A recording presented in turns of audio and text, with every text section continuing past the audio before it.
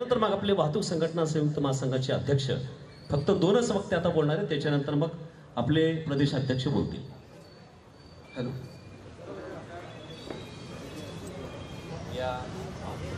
आता ज्या ठिकाणी प्रहार संघटनेचे आदरणीय हॅलो जमीरभाई शेख हे धडाडीचे पत्रकार आहेत, यांचं या ठिकाणी आगमन झालेलं आहे. त्यांचं मी मनापासून या ठिकाणी स्वागत करतो. खूप खूप धन्यवाद.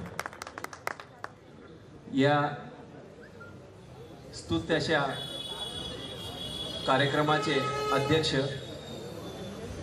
उपस्थित सर्व अतिथीगण, समोर उपस्थित असलेले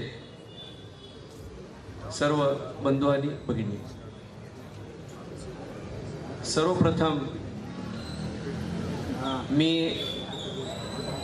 माझे बंधू मित्र रियाजभाई सय्यद यांचं अभिनंदन करतो आणि आभार मानतो की त्यांनी खऱ्या अर्थानं दुर्लक्षित आणि शोषित, म्हणजे ज्यांचा कुणीही वाली नाही, साधी अशी टक्कर जरी लागली तरी ड्रायव्हर रिक्षाचा असो, एसटीचा असो, जीपचा असो, हे बघून चालवता येत नाही का बे, ही भाषा शाळेचे मुलं सुद्धा हे बघून चालवणारे, अशा नाही रे वर्गासाठी ही संघटना आणि देशातली पहिली संघटना उभी केली, त्यांचं मी अभिनंदन करतो. अकबर बादशाहच्या दरबारामध्ये एक महाराज आले आणि म्हणाले की मी हे करू शकतो, मी हे करू शकतो, हे चमत्कार करू शकतो, हे करू शकतो. तुमच्या राज्यामध्ये कोणी आहे का की मी जे करतो ते त्यांनी करून दाखवावं. अकबर बादशाहच्या इज्जतीचा प्रश्न होता आणि त्यांच्या नवरत्नांमध्ये एक रत्न होते बिरबल, आणि बिरबल होते ब्राह्मण. ब्राह्मण लोक हुशार असतात. मग बिरबलाकडे अकबराची नजर गेली की तुम्ही काय करू शकता का बिरबल? हो महाराज, मी करू शकतो. ते सगळं उघड्या डोळ्यांनी करतायत, मी जे डोळे बंद करून करू शकतो ते हे डोळे उघडे ठेवून करून दाखवावं, असं बिरबलांनी चॅलेंज केलं आणि महाराजांनी तो चॅलेंज एक्सेप्ट केला. बिरबलांनी एका वाटीमध्ये मिरची मागवली आणि डोळे बंद करून डोळ्यावर मिरची घातली आणि महाराजांना म्हटले की डोळे उघडे ठेवून तुम्ही हे करून दाखवा. महाराज म्हटले मी हारलो. इतका साधा, म्हणजे हा उपाय होता. मी सांगण्याचं हे उदाहरण कारण हे आहे की इतकी साधी गोष्ट होती जी कुणाच्याही लक्षात आली नाही संबंध देशामध्ये, ती रियाजभाईंच्या लक्षात आली आणि त्यांनी ही संघटना उभी केली. या आधीच्या भाषणातही मी सांगितलेलं होतं की रियाजभाई, तुम्ही नाही रे वर्गासाठी उभे राहिलेला आहात. तुम्ही, तुमचं ब्रीद आहे, जसं राजकारण्यांचं ब्रीद असतं ना, जात पर न पात पर डॅश डॅश के उसके ऊपर म्हणून.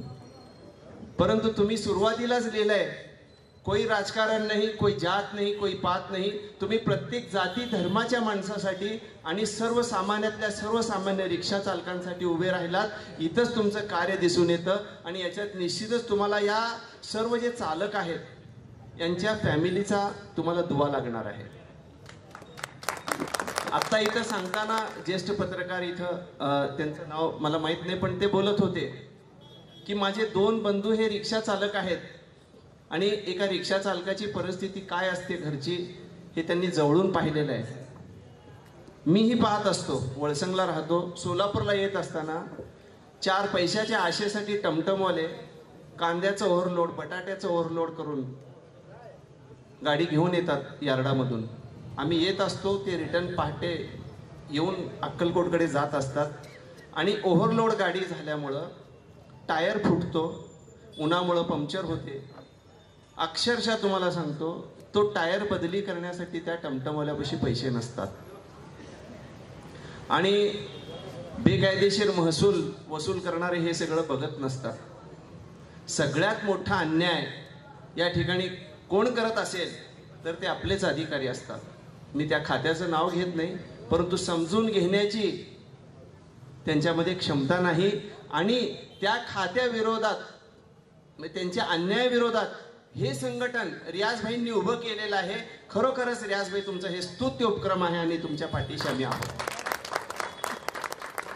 निश्चितच तुमचं कार्य हे वाखाणण्याजोगे आहे आणि तुम्ही एका जातीच्या, एका धर्माच्या, एका पंथाच्या माणसाला या ठिकाणी जमवलेलं नाही. तुमच्या संघटनेमध्ये जातपात ही पाहिली जात नाही.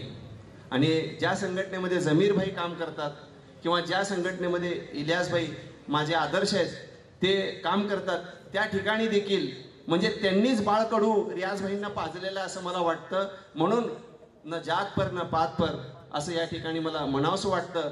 या ठिकाणी तुम्ही हा कार्यक्रम आयोजित केला, पैसे देऊन सुद्धा एवढे लोक येत नाहीत रियाजभाई, पैसे देऊन सुद्धा एवढे लोक येत नाहीत. यामध्ये कोणता स्वार्थ नाही. अनेक राजकारणी लोक पैसे मागत फिरतात, पैसे वाटत फिरतात, परंतु तुम्ही असे आहात की हे गरीब चालक लोक तुम्हाला संघटनेसाठी मदत करतायत हे मी डोळ्यांनी बघितलेलं आहे. खिशातली आपली दमडी काढून तुम्हाला देतायत की रियाजभाई तुम्ही आमच्या मागं आणि आमच्या कुटुंबाच्या मागं उभारलेला आहात आणि आम्ही तन मन धनाने तुमच्या पाठीशी आहोत. हे त्यांचं एक धाडस आणि एक हा त्यांचा प्रयत्न यशस्वी व्हावा असं मी ईश्वरचरणी प्रार्थना करतो. आणि तुम्ही रियाजभाईंच्या पाठीशी सदैव खंबीरपणे उभे राहाल ही अपेक्षा व्यक्त करतो. आणि संयोजकांनी बोलण्याची संधी दिली त्याबद्दल मी संयोजकांचे आभार मानतो. धन्यवाद. जय हिंद, जय महाराष्ट्र. खूप खूप धन्यवाद अंता पटेल साहेब. यानंतर